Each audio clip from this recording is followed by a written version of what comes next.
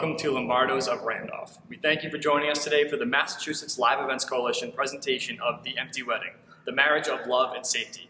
We're going to show you and demonstrate to you today how we've set up a ballroom for 250 people safely indoors in Massachusetts, while currently our limits are at 25 people. Around the country, we'd like to thank our professional partners for being here with us today, Patay of the Search Foundation, extendpua.org, the Live Events Coalition, and We Make Events North America, among many others. Behind the scenes in person, well over 100 people, companies, individuals have put together this event for you today. We hope you enjoy. See you soon.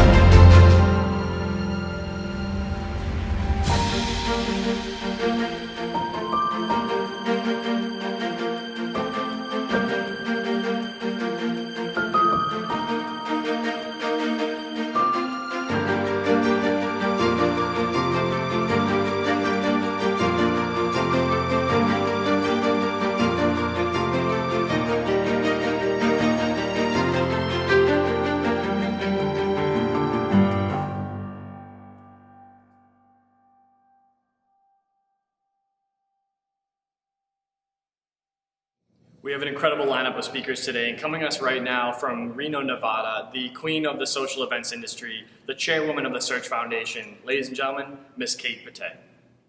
Hello, everyone. Sorry I couldn't be with you in person today. I'm sorry we can't all be together in person today. I'm Kate Patay, CPCE, Chief Strategy Officer of Patay Consulting, but I'm here today as a supporter and ally of the Live Events Coalition, an ambassador for the Meetings Mean Business Coalition, and the chairwoman of the Search Foundation. If you're not familiar with the Search Foundation, it's a 501c3 for event individuals in crisis. And right now we're in the midst of what is likely the largest crisis that we'll all face, not only as an industry, but as individuals as well. I encourage you to look into Search Foundation, and if you're able to support it in some way, we encourage you to do so, or if you know someone in need, I encourage you to share the information with them. It's searchfoundation.org or following along online. We're for the industry, by the industry. And seeing everyone come together today to support the industry means so much to all of us.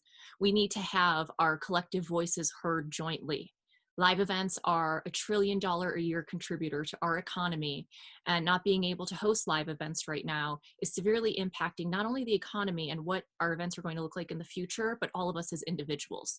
So I encourage you to continue to band together, whether you're front or back of the house, whether you do corporate or events for weddings, any part of the industry that you're in. You could be concerts or sports or catering. It all counts. It all matters. Seeing you all today at Lombardo is one of my favorite spots. Gives me hope for the industry that we can continue to have our voices jointly heard so that we can safely reopen, and that we can also extend PUA in the meantime for those that are still in need and not able to work. Everyone's doing amazing work, from the people that came to set up today. Thank you for the live stream. ILEA, thank you for helping out all these different organizations. If you're not sure exactly how you can help, go to Live Events Coalition online. You can look to the Massachusetts one or the national one. You can look to Meetings Mean Business. They have lists of all of the different senators and everyone that you can speak to about this. But don't get me wrong, this isn't a political statement. This is us coming together as an industry saying that we need assistance. So I encourage you to have your voice heard. Send a letter, make a call, speak up, and be part of us safely and responsibly recovering. I'm excited for the day that we can safely come together again and we'll see each other in person.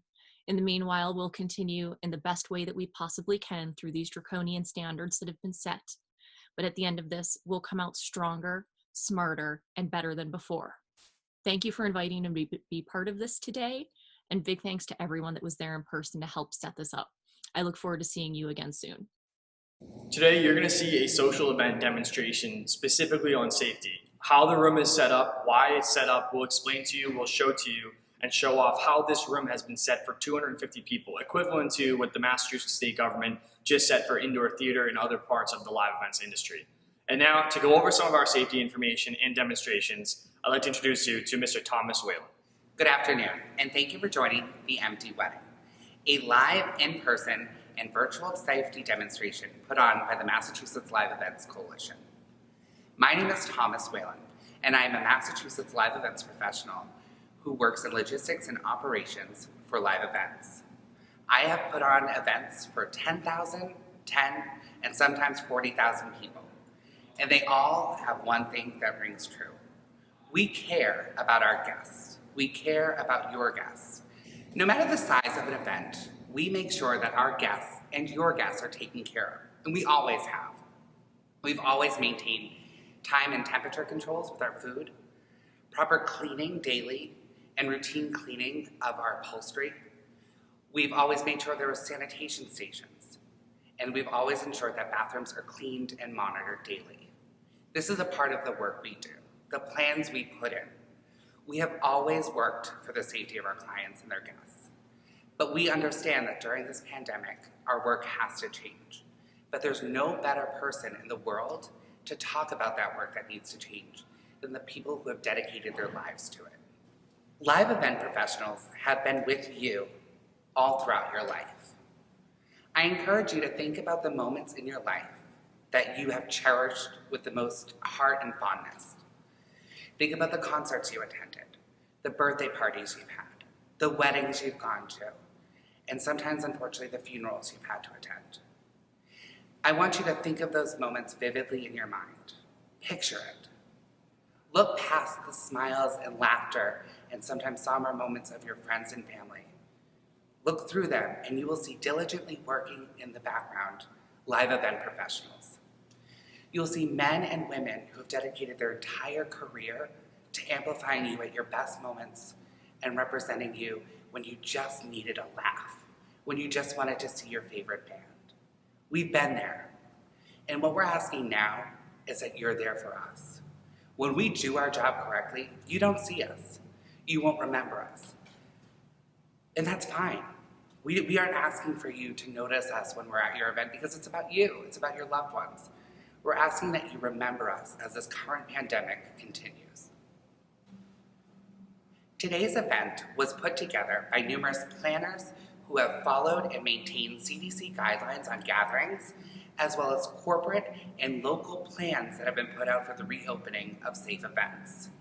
Prior to the event, we have educated our team members about COVID safety, protocols, and have established best practices to be used throughout. We have advised employees, our team, and our vendors to stay home if they have had contact with anyone who has tested COVID positive or have been in contact with anyone showing symptoms or had symptoms themselves of a possible COVID diagnosis. We have ensured that everyone on site is wearing a mask and wearing a mask properly. A reminder is always helpful, especially in times when physical distancing may not be available, such as walking through a hallway or going through an aisle of a reception. We have encouraged our guests to wash their hands frequently and have provided sanitizer stations throughout the building. We have posted signs in highly visible areas, both back of house for our employees and front of house for our attendees, to show them that masks are required and, again, to remind them to clean and properly wash their hands.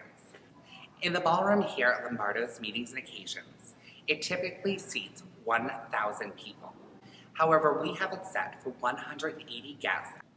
Here, we've been able to maintain a physical distancing of 6 feet between each guest at their tables. This was done using professional software where we can manipulate using rulers and rules to set a row. It is not someone just going through a backyard and placing tables. It is professionals taking out the rulers and making sure they've counted it twice. We have used multiple entrances and exits and have shown which ones are in and which ones are out to limit any crowding at doorways. We've eliminated typical areas at a wedding where there's a line or a queue. such as where you find out where you're sitting by using QR codes and other advanced technology. If an event includes food and beverage, we have looked to COVID-19 regulations regarding food and beverage service in restaurants. This includes the use of a main aisle or thoroughway for people to pass with plenty of room for physical distancing, and encouraging to our guests a plated meal option. We've also designated COVID-19 officers, a contact tracing program, and have contact tracers on standby should there be an outbreak at the event. We have information on everyone who's entered the building and have ensured that they are feeling their best.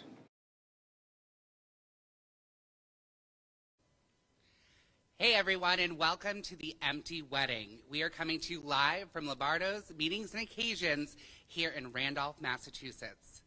For every wedding, we always have an epic toast. However, today our toast will be a little different, but it is a toast to our friends, family, and colleagues who are in the industry with us. Today we have a number of speakers who will be coming from the heart about their experience, the people they represent, and their stance in need for relief from this current pandemic. Our first speaker is our gracious host, an amazing mentor to so many people in the Boston and Massachusetts events industry.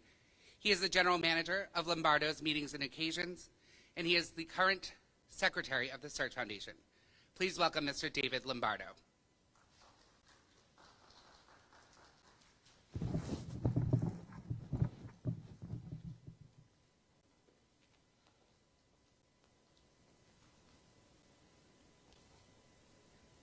Good afternoon, everybody, and welcome to the marriage of love and safety. My name is David Lombardo. I'm the general manager of my family's fourth generation, 93-year-old family business, and we are in trouble. We have lost over 300 events this year, over 70 weddings, and we have over 130 associates that are unemployed. This is not a joke. We are in trouble, and we need your help. What once was a thriving business is now an empty shell. We've done everything that's been asked of us. We've invested in our building. We've invested in safety protocols. We have invested in sanitation practices. We have done everything that has been asked to ensure that we can host events safely here in our facility. Our team has trained. We've updated all of our standard operating procedures, and we've ensured that when we are able to open our doors, we will be here to help celebrate events with all of you. Every CDC guideline that's been posted and every update, we've gone back to the table, reinvented ourselves, so that the day that we can open, we will be here for you. We've adapted to our changing world, pivoted, as they say. We opened a drive-in movie theater in our parking lot, converted our nightclub into a restaurant. We started an online marketplace and even launched a sausage company. None of it is hosting events here in this building. We've opened our doors to the Red Cross 2 times a month since the day the pandemic started, and we've fed over 20,000 healthcare workers at our expense and through volunteers and donations, but we are still not open. What we have not done is acted irresponsibly, and we have not put lives in danger. We are professionals, and when we do our job, together, events can reopen safely. We are not your cousin in your backyard hosting an event unsafely. We are professionals, and the safety of our guests is our livelihood. We deserve the same chance as other hospitality industries to be opened and to prove ourselves. There are 12 million associates that are out of work, fighting to make rent, fighting to pay their mortgage, fighting to put food on their plates and feed their families. People are fighting to keep their small businesses alive. We have all lost revenue. We have all lost loved ones. And we have all lost a whole lot of sleep. But what we have not lost is hope, and what we have not lost is love. Love of our industry, love of each other, and the love to serve those that want to celebrate. What we ask is very simple. We want you to trust us, that we are professionals, and that we have the right to show our guests that we can host them safely. We want to see the pandemic unemployment assistance extended so that when we return to work, our associates will be able to survive until that day. We want Congress to pass the HEROES Act and the Restart Act to provide small businesses like ourselves an opportunity to get over this unprecedented loss and be able to stay open. And we want our voices heard. We want a seat at the table. We want to be able to help control how our industry reopens safely. And we're asking to be part of that reopening committee, to let our voices be heard and let the professionals help guide the professionals. Please hear me. It's not a lot to ask. It's sad to hear about all the people who are unemployed in our industry, and we need your help. Please make a difference. Call your congressman and woman and help us, please. Thank you. Thank you, David. And thank you to the incredible team at Lombardo's who have assisted in the safe setup of this event. Our next speaker is Becki Gray. She's the Director of Finance and Personnel at Bent Productions Incorporated. Thank you.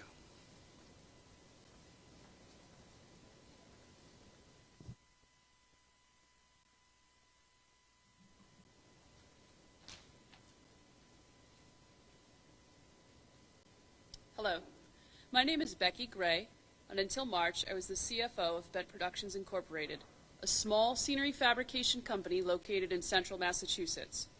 We employed as many as 5 full-time people and typically had between 25 and 40 part-time freelance employees. My spouse and I officially opened Bent Productions on July 1st of 2009, 3 days before we somewhat unexpectedly welcomed our first child into the world. It was an ideal time to start a business. Between the global recession and systemic financial collapse and a brand new baby, we had nothing but time on our hands and expectations of smooth sailing as we opened our doors. Over the past 11 years, we have slowly built our business on the premise that we are all on the same team. Our employees, our clients, all of us are working towards a goal, and we are all here to take care of each other. Richard, my husband, and I have sacrificed Christmases, Thanksgivings, Easters, and Halloweens building this company, building our clients' events, and trying to cushion our employees from having to make those sacrifices despite the nature of the industry we are in. Between March 11 and 13th, my company lost $300,000 in signed contracts. My clients and I worked together to refund their deposit money not already spent. I paid out booked freelancers 4 hours for every canceled call. I immediately laid off full-time employees and called each one to update them and advise them to access unemployment ASAP before the rush. I emailed my entire freelance list to offer assistance accessing appropriate benefits for their situation. For my freelancers and full-time employees who didn't immediately file for unemployment, I followed up via the phone to offer to walk them through the process. For the first 8 weeks of the pandemic, when the unemployment office was completely unavailable via phone, email, or visitation, I offered my time and resources to every freelancer who was struggling to access their benefits, whether they were on my payroll or not. We applied for PPP lending and were granted it. 8 weeks of funding For our industry, today marks the beginning of the 32nd week in closure, with no end in sight. We pivoted. We manufactured face shields, stanchions, and polycarbonate shields. But our business has always been prototyping, not necessarily assembly lining, so we don't have the equipment to do that at scale. We pivoted again. We've been doing small home remodels and construction projects, but no current funding allows for a real change. All available funding is geared towards maintaining what you are already doing. In August, we received a series of news that signaled the end of our company. Our clients, watching the local and national trends, all decided to remain closed until at least spring. Our lease expired and the landlord needs our space. I cannot justify signing onto a new lease with no income in sight, nor can I use the funding that I have received to pay for a lease that wasn't signed before February 15th of this year. Our oldest is now a reasonably happy and healthy 11-year-old. Her sister is now 7.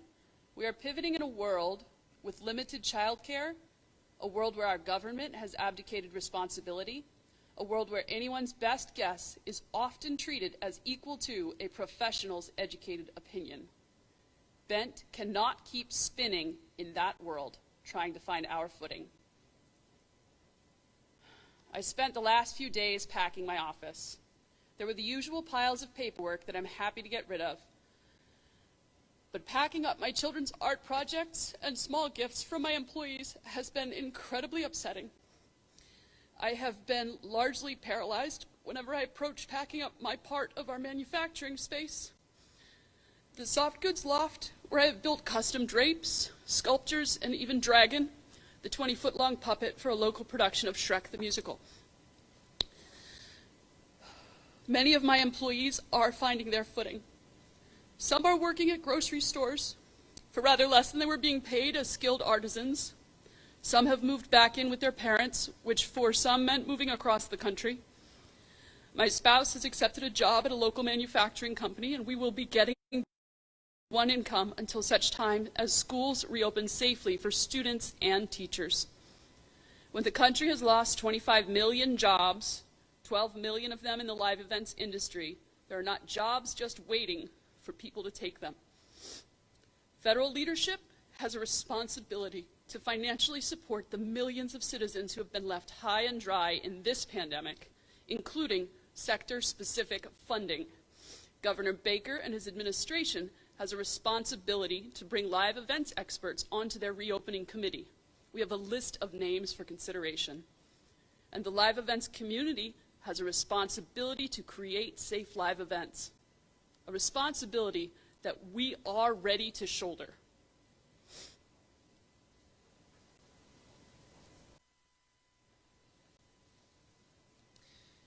Thank you, Becki, for that incredible story and incredible testament of the help that we need.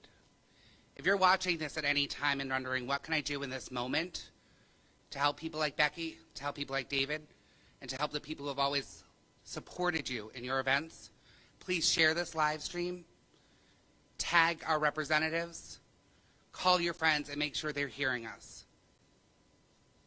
I'd also like to introduce you all to Steven Siagel. He's the founder and president of Siagel Productions, Entertainment, and Event Planning.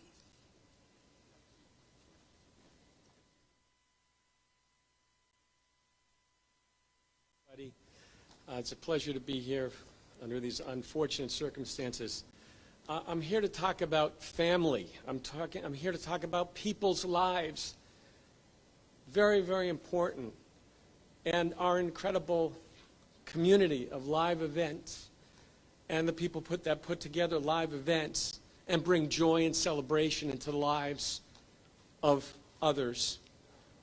And we're so gracious for them to allow us to do that.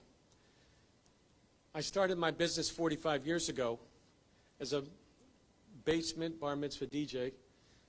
And over the years, now 45 years later, I am so blessed to say that we have built a beautiful company, and I say we because it's not me. It's each and every person that is part of us. And I know that I'm speaking for all our vendor partners as well. It's about the people.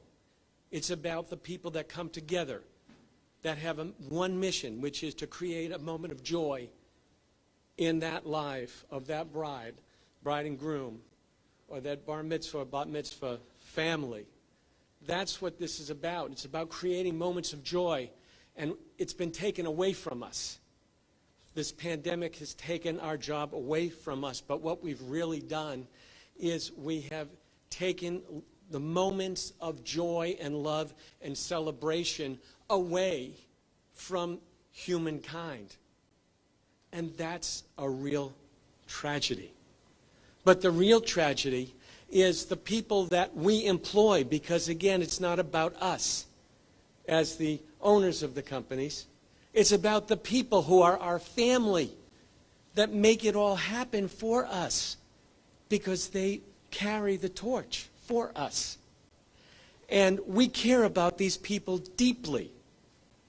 And so the hardest thing for us to have done during this time, we realized that we lost 95% of our business, and all of our events from March, April, and May, well, we figured maybe it'd be a couple months, so, you know, we'll push everybody into fall, right?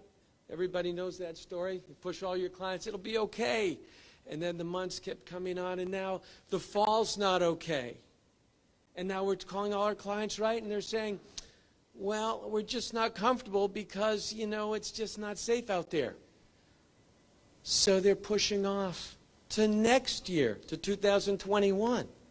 And now we've got some clients that say, well, I'm not even going to deal with spring 2021. I want to push to fall of 2021. I have a corporate client that's saying, you know what? We might need to push to 2022. How long can we endure this? How long can we as an industry continue to operate with no revenues and cutting our expenses to the bone? We have employees that we have furloughed, hoping to bring them back, haven't been able to. We have employees that we've laid off, hoping to bring them back, don't know when. I am really educated at the Massachusetts Unemployment Work-Share. So we've been able to put some people through Work-Share to keep them working. But the bottom line is our industry is struggling to survive. And we need your help now. Now is the time for people to speak up. Now is the time for people to share with other people their joy and their celebrations again. And why does there need to be an empty wedding? There doesn't need to be an empty wedding. And the reason for that is because all of us professionals in the live events industry are problem solvers. And there is no problem, there are only solutions. And we have the solutions. So what I'm asking today is for Governor Baker and the people who are in charge of making the decisions, give us a chance. Give us a chance to be problem solvers. Give us a chance to find the solutions in our industry, because our lives, our families' lives, and the lives of all our employees who are considered part of our families' lives is now at stake. Thank you.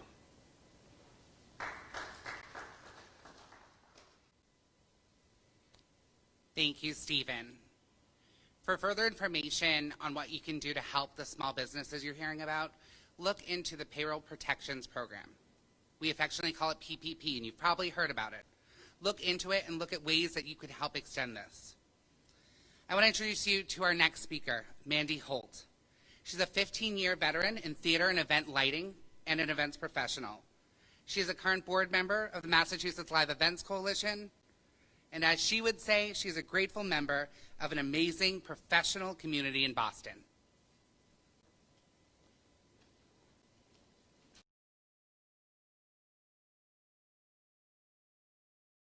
Thank you, Timothy. Hi.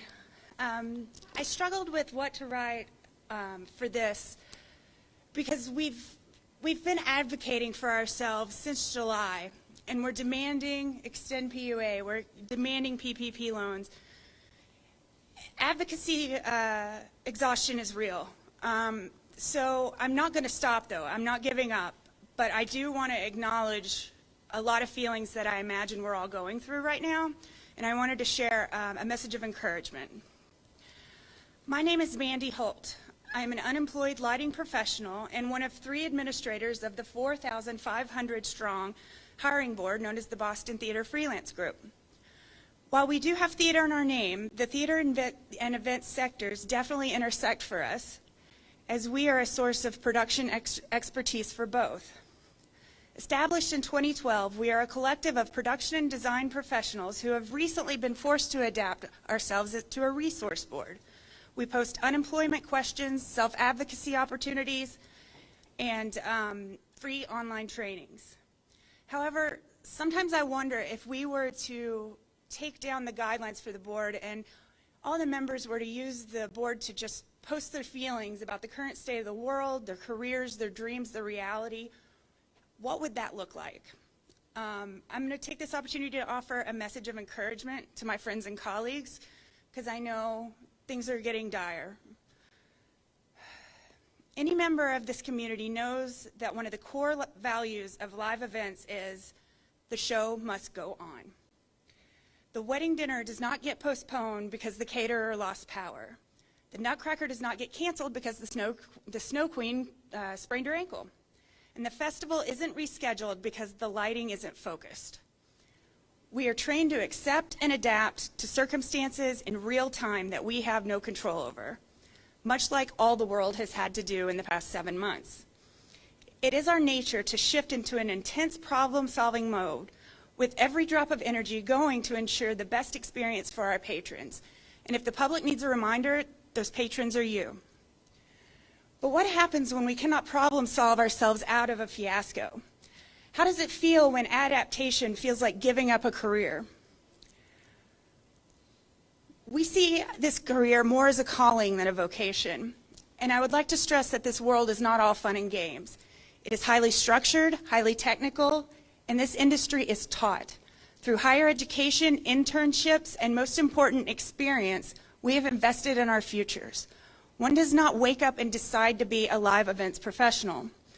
We are not easily replaceable, and we hope the public doesn't find this out the hard way when it's safe to reopen.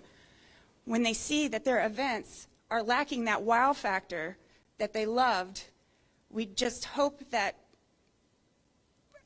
we are there on the other side of this for them to help create magic. We have been operating on unknowns for 7 months now, and for an industry that operates on plans made 6 to 12 months out, it is a stressor to which few other industries can relate. But I remind my colleagues to look at this in a way we have been trained. It's in our bones. It's a state in which we thrive. The show must go on. What does this mean? When I sat and thought about it, to me this means playing the long game. It means that no matter what happens with this pandemic relief bill that incidentally has been sitting on the Senate's agenda for 5 months now, we will adapt. It's time to address reality for many of us. The reality is our industry won't fully come back for up to 1.5 years. The reality is that we cannot depend on our elected representatives to make anything happen regardless of fault. The reality is that we have to survive. But consider this. Acceptance is not defeat. Acceptance inherently means the show must go on. Maybe a strategic job search for positions that would allow you to survive until you're called off standby to come back. Perhaps it's moving back home till we get through this. Maybe it's getting that master's you've been thinking about. Perhaps we could be trying out industries that could complement the technical knowledge used on site. Maybe it's starting your own little business based on your own unique talent.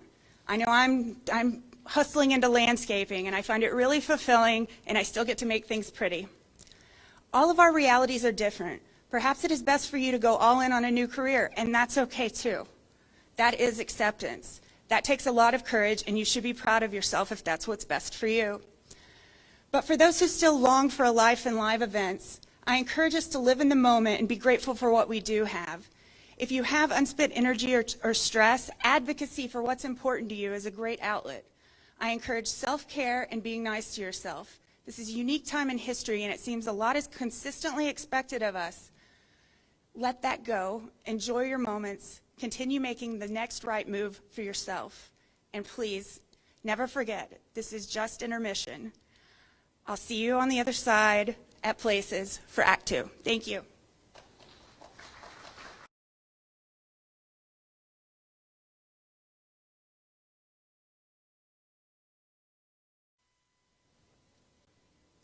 Thank you, Mandie. For anyone who's been able to see other events held by the MLEC, Mandie has been a crucial member in getting these done and has been a crucial member to the setup of this event.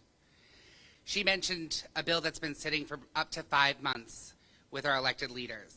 Event professionals got an entire wedding set up in 11 days. They're outside of the building. Some are here with us that you can't see. We're going to share their names a little later. But event professionals can set up an event for 200 people in 11 days. Tables, chairs, the space, candles, everything given to us by partners in our industry because they're amazing people. But also, as Mandie said, the show must go on. And with that, I would like to introduce Salvatore DeGeorge. Salvatore is the founder of the Boston Catering Leaders Taskforce. Thank you.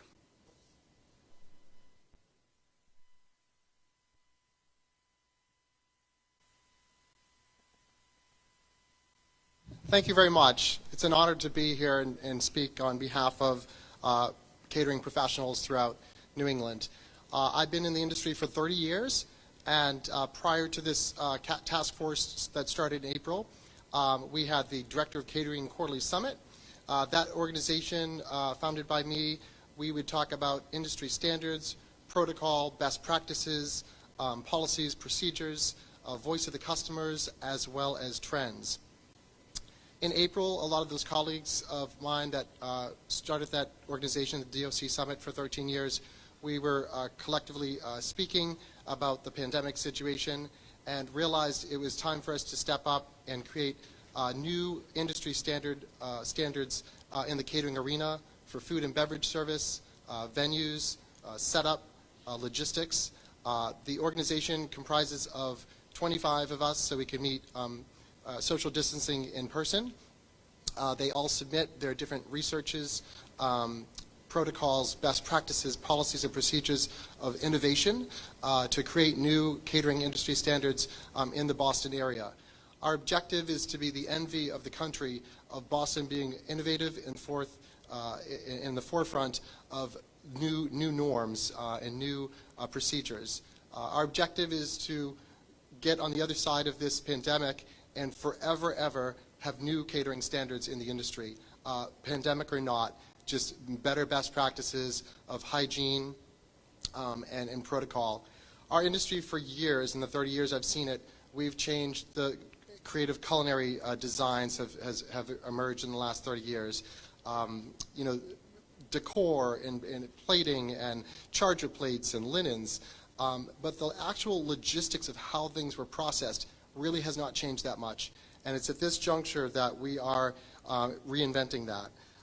So our team ranges from people that do catering parties in people's backyards for private clients, all the way to people that do major conferences for 5,000 people for a major conference coming into Boston, and how that catering, food and beverage component looks like. Again, our mission is to reinvent the industry operational standards with product and services, logistics and layouts, and again be the envy of the country. Some examples of that, just to give you some finite examples we've come up with some of our research of robotic sanitized devices for large spaces that can sanitize an entire room, of very large spaces, and be assured that clients are going into a very hygienic environment. Reinventing the now antiquated past hors d'oeuvre scenarios, which really we evaluate that, and even prior pandemic scenario, during flu season, is it a best practice to have past hors d'oeuvres that are an inch away from each other that people are grabbing? So we've actually realized beyond this pandemic, best practices should be evaluated for whatever kind of virus is out there that someone can go home to an elderly and infect them and perhaps get them ill to the point of deceased. And one other thing I wanted to mention is our future of this task force is making sure that government officials, clients, and attendees understand that our industry as catering leaders will not open up as business as usual. We are creating standards beyond the requirements that we're getting from our government officials that are the finite details of scrutinizing our process of product, service, and creating new models. One similarity we'd like to make is similar to the security standards post 9/11 when you go into the airports across our great country. Those standards have been ever changed, the security standards in airports. Whether we abolish a terrorist group, we don't know the next terrorist group that will reemerge. So those security measures at airports, we all understand, are forever changed for the future. And as catering leaders and professionals, we will be adapting and changing our food and beverage catering standards, not just to accommodate this pandemic, but to accommodate future outbreaks and sanitization and transmission of viruses. Again, our mission is to give clients, attendees, and government officials confidence with our newly invented model of product and services. That I also invite people that are on board of the reopening committee to invite food and beverage catering professionals in my organization to attend that, so you can have a reassurance of what we've thought about in terms of the finite details beyond guidelines that you have thought about, that reassures you that we have taken this to the nth degree. Our organization of this catering task force is being solution oriented and making sure that clients, government officials, and attendees, which is so important. We can have the opening of government officials understanding our standards are well and respected and have thought health-wise to the different type of events that we do, and we can have our clients be on board. But if the actual attendees do not feel comfortable in that environment, the show will go on, but we won't have the attendance there. So that's key. I also would like to encourage and respectively ask media that when you hear of great, resolution and adaptations to this event industry and caterings coming up with innovative ways to produce events that aren't the old realm of how things used to take place, that you take note of that, and we expect you and would appreciate you giving publicity of that. Far often we see publicity of things that go south and people that are not following best practices, but we welcome applauding best practices that are in favor of our industry and client confidence as well. That is all. Thank you very much for having me today, and I think this collaboration is wonderful. Thank you.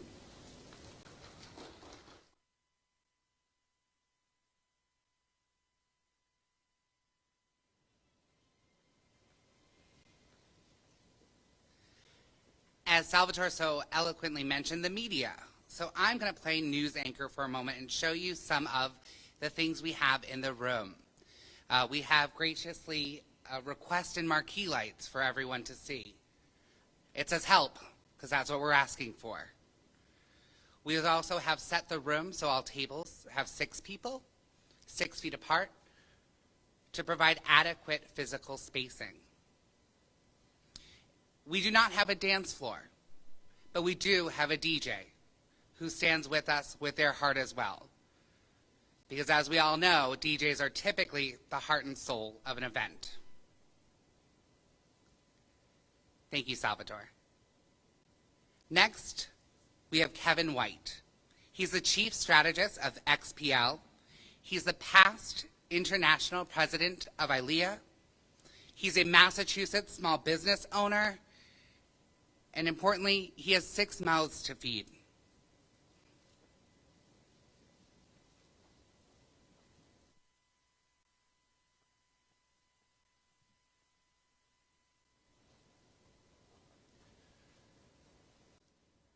So for 25 years, I've gotten up in the morning, probably long before anyone else has gotten up, probably long before the sun has gotten up.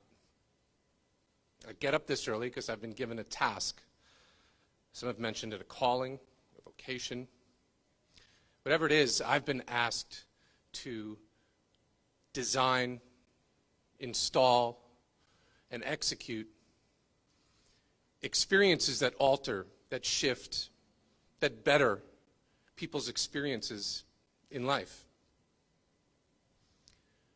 When those thousands of people come together over all of those years, it's my responsibility as an event producer, not just to have them achieve their objectives, it is my responsibility to have them do that experience safely. I can't tell you how many middle of the nights I've been where there I am standing as the last person leaves, and I'm in the middle of a field, on a loading dock, in the middle of an empty ballroom. And I'm there because of one responsibility, to make sure that every single person gets home safely. That's my responsibility as an event professional. That's our responsibility as an event industry. And that's why for 7 months, this industry, more than any other, has acted. We have acted to do the thing we have done every single day of our waking lives. We have kept this country safe. We have looked out for every single citizen given to our responsibility. And for the last 7 to 8 months, we have stood down. We have stood down because we listen to the professionals. We have stood down because we know rules matter.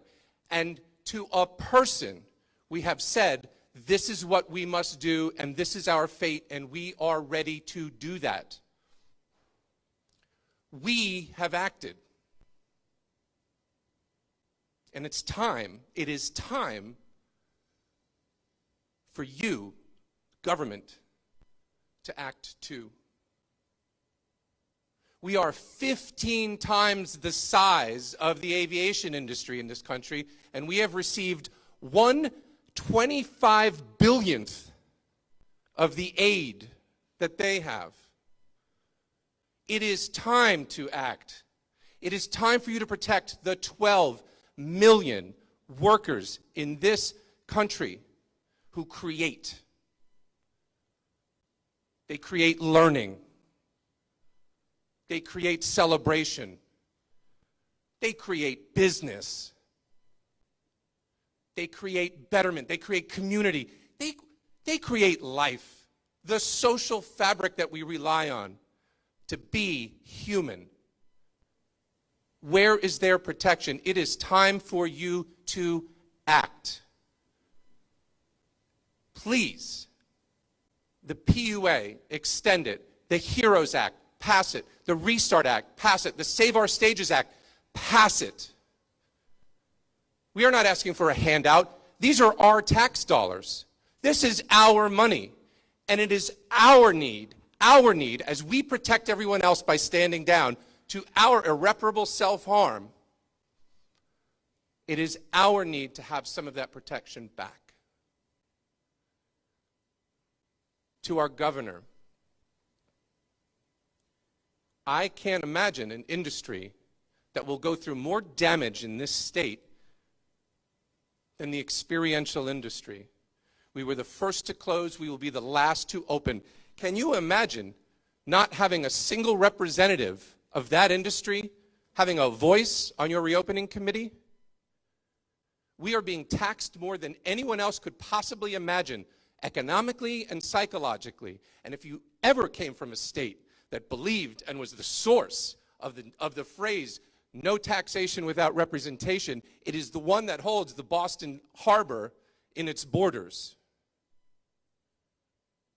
We belong on your reopening committee for a voice. It would be as worse as not having a scientist on that committee.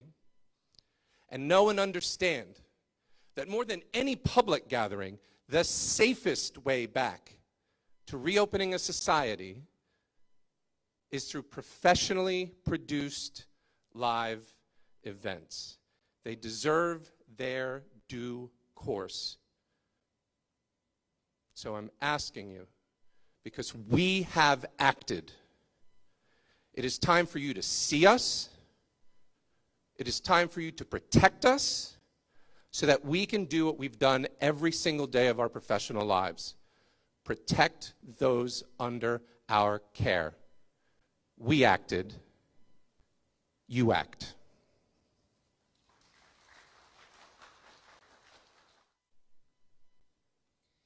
Thank you, Kevin, for that amazing toast. One of the best moments in the Massachusetts Live Events Coalition was when I looked around the room, well, the Zoom meeting, and noticed that we represented vendors, planners, employees, freelancers, union and non-union, which is a true testament to how important this is. We are all standing together as workers asking for help. I have the distinct pleasure of introducing Stephen Tolman, former Massachusetts State Senator, current President of the Massachusetts AFL-CIO, and of course a lifelong champion for working people.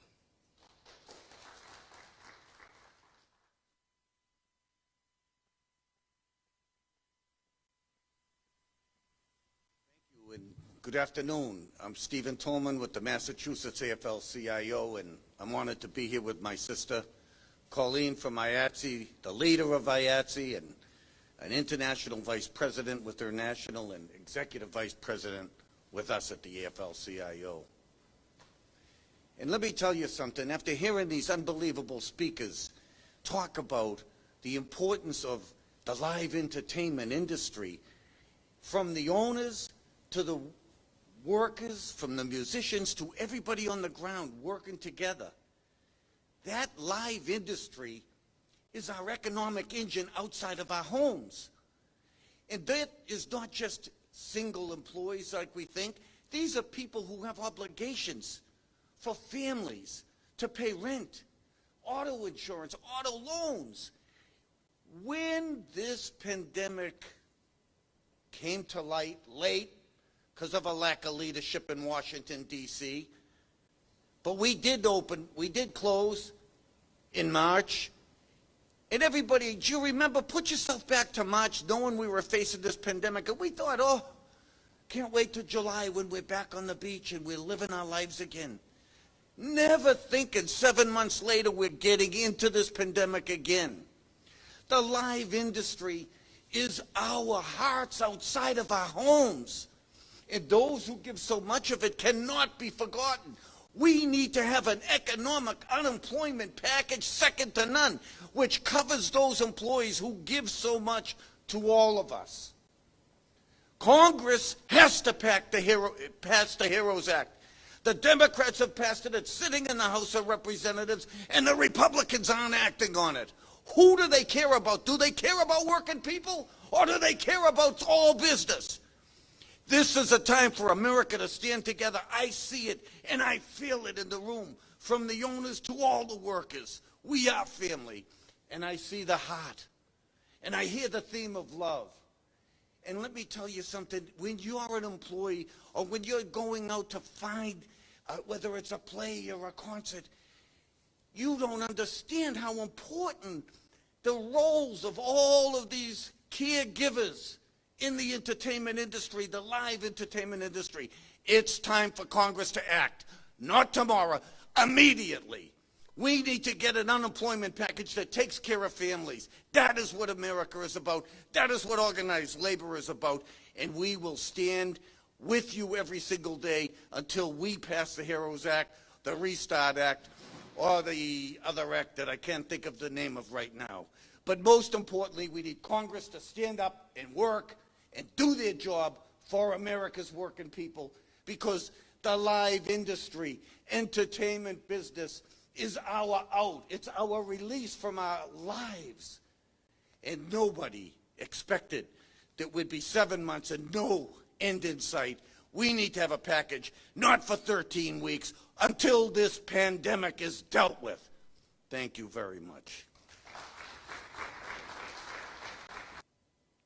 We have a couple more voices to share with you. However, due to restrictions, they could not be in the room. So please enjoy while you hear from the clients who have suffered, the brides and grooms, more vendors, and of course, more ways that you can help. Thank you, and I appreciate all of you watching. And on behalf of everyone who has helped produce this, Spinner Productions, who have been incredible, we thank you.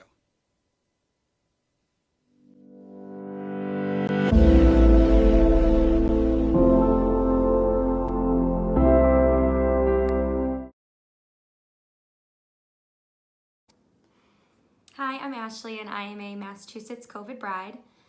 Thankfully, we were able to get married a few weeks ago, and that is all thanks to the helpful and professional staff that we worked with along the way.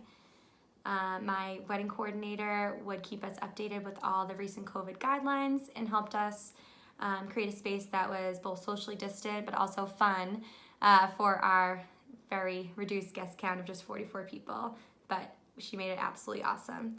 Our DJ Dave Buono was spectacular. He helped calm me down. He eased my nerves of everything that I was overwhelmed with along the way. And he would just assure me that this day would actually happen. He was also able to Zoom my entire ceremony and share it with my family and friends that were unable to attend. Between my seamstress, photographer, the hotel staff, the rehearsal dinner staff, transportation, you name it, they were all so professional and accommodating along the way between the date changes and the guest count being cut down. I trusted all of these people to help make this wedding day happen. They made it run smoothly while following all the health and safety guidelines, and we would not have been able to make this wedding day happen without them.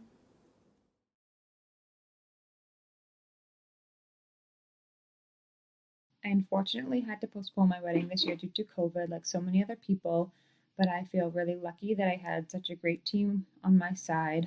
Our DJ definitely went above and beyond, helping us postpone and pick a new date, even reaching out to all of our other vendors to see what worked best for all of them, which definitely was going above and beyond. Our wedding coordinator was so amazing, following all of the guidelines and updating us almost daily to make sure we could do everything safely and follow the rules of Massachusetts. And our wedding venue in Plymouth, Mass. also had to help us postpone twice, so had their hands full with rearranging everything for the venue itself and getting our hotel rooms for guests rearranged.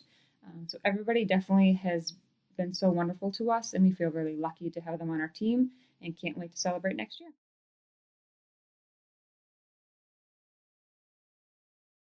My name is Alicia Sacco. I am a professional makeup artist.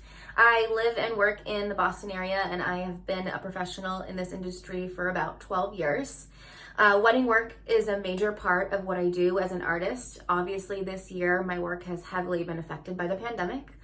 I've been able to maneuver myself to be able to provide services for people that were still planning on getting married, and it's been tricky, but we've been able to manage. Not only am I an artist, but I'm actually a COVID bride myself. I'm getting married in 10 days. It's been challenging, but with the help from all of my vendors who have been incredibly supportive and professional, we have been able to maneuver our wedding to a much smaller scale, but still going to be very significant. I just want to give a big thank you to everyone that's helped me make this day happen. If it weren't for you, I wouldn't be getting married in 10 days. So thanks, everyone.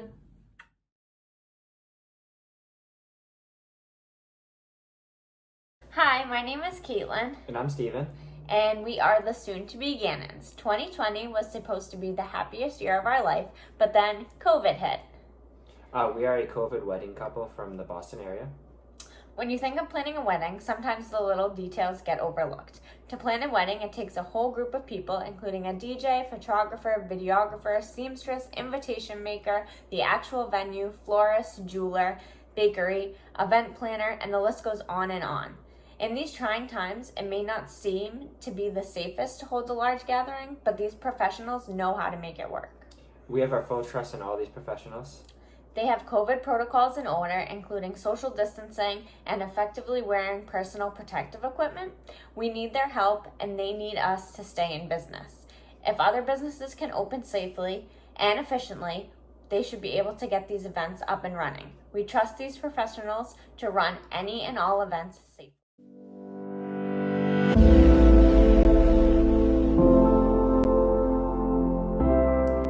Sarah Narkis. I'm a lifelong Massachusetts resident, and I own and operate 2 event-based businesses, my planning company, Without a Hitch, and a venue, Oleo, which my mom and I just opened last year. Oleo remains closed since March, unable to reopen in any meaningful way. This is despite the sheer size of our space, 6,000 square feet with a normal occupancy of 500 people, and the nature of the space. We have 30-foot ceilings and a brand new fresh air HVAC system that we just installed last year. Please don't forget about us. The wedding industry alone in Massachusetts represents $2 billion of annual spending and employs tens of thousands of people, mostly teeny tiny businesses just like me. There are 2 things that the state can do to help us as we're placed in a phase 4 reopening. First, review the reopening guidelines. Laser tag, casinos, bowling, and now performance venues can open. At Oleo, we can have a dinner comedy show for 250 people on Friday, but only 25 guests for a wedding the very next night, despite the fact that the guidelines are largely identical for those 2 events. Second, we need financial help. I continue to pay 100% of my property taxes, despite the fact that I'm only allowed to use 5% of my building. It's going to be a long winter with no guarantee of a rebound this spring. Thank you for your consideration.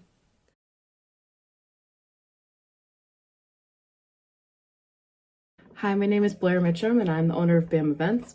I've had my planning business for over 5 years. I'm also the immediate past president of the ILEA Boston chapter. COVID had critically impacted our business starting in March, where we came to a screeching halt. We lost about 50% of our business due to not knowing what was going to happen in May and June, and most of those weddings got rescheduled and or canceled very quickly. And now going forward into 2021, we're not seeing an increase in any business, so we're still critically impacted by at least 50%.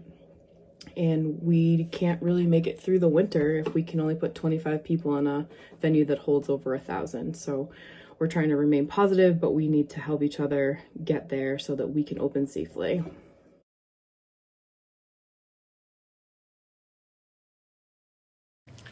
Hi, my name is Paul DiLorenzo, and I'm the general manager of Danversport. And in December, we turned 50 years. Weddings are the best thing we do, love them, they're totally our forte. In March of this year, we had to close the place, and I had to furlough 220 people. Today, in my ballroom that holds 900 people for a cocktail party, I can have 25 people max as an event, and that really hurts.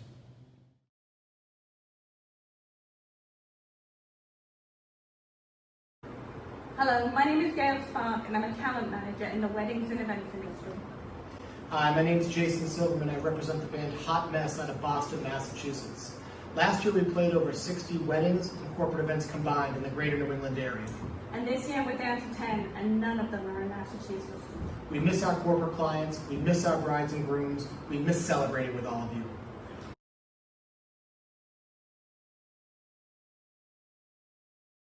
Hi, my name is Drea from 13 Photography.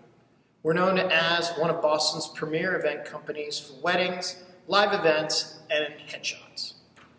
I've been in this business for over 15 years now, and this last year during the pandemic and its response has been devastating. I typically have my busy season from May until October, and as many of us know, the state was shut down for most of this period. We've lost about 80% of our business this year, and we've had to rely on PPP, emergency disaster loans, and even federal unemployment to get through. Unfortunately, the present state of our government has left us grasping for straws as we go into our slow season during the winter. And now we need help. We need help from people like you to put pressure on your legislators, to put pressure on your reps, to put pressure on your senators, to help us get the CARES Act passed, get the HEROES Act passed. Call your reps, call your senators, call your legislators, vote in November, because all of this may not be here for you in the spring.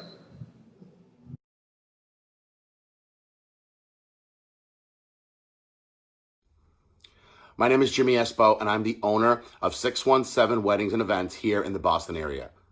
2020 has been disastrous for us. We run yearly upwards of over 600 weddings and events, and we've had canceled or rescheduled over 90% of our business. People are having weddings and private events in their backyards. They're having them unsafe. We can do this the right way if we are allowed. The event professionals in the Boston and New England area know what they're doing. Trust us, allow us to have wonderful events, and keep everyone safe. Thank you guys for watching and continuing to watch this live stream, and for those who have helped in person make this event a reality. But the reality is dark for most event professionals. As you will hear time and time again, there's 12 million of us, 12 million strong. 70% of the small businesses that we have currently will not make it through this. And currently 90% of employees are estimated to be out of work or underworked. They've taken reduction in salaries or are working a third of the hours they normally work. But unfortunately, bills aren't a third that they were before. Their mortgage is still the same, childcare is still the same, and expenses that they've had for healthcare are unfortunately still the same. So I have an ask of you, and it's a simple ask, but it's to reach out to your representatives in Congress and our U.S. senators and encourage them to pass the extension of FQUA and PPP. That's a federal pandemic unemployment assistance program and the payroll protection program.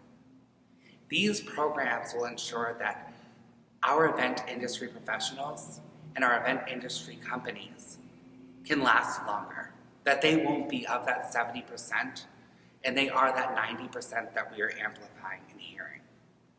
The simple ask is just be seen and heard. For you to remember the DJ who played your first dance, that you remember the server at a fundraiser who just made you laugh so much that you gave a little bit too much money. That you remember when you left a concert, you were like, oh, that was so crisp, the fireworks were awesome, that was incredible, it was the best night of my life. That you remember the people who set that up. Because all of your memories that you have probably involve one of us. All of those amazing moments, those bucket list moments, those moments you'll tell your children and they'll tell their grandchildren, they all include us. So please include us in the conversation of how we can safely reopen and how until then we can live. This isn't to live luxuriously. This is to live.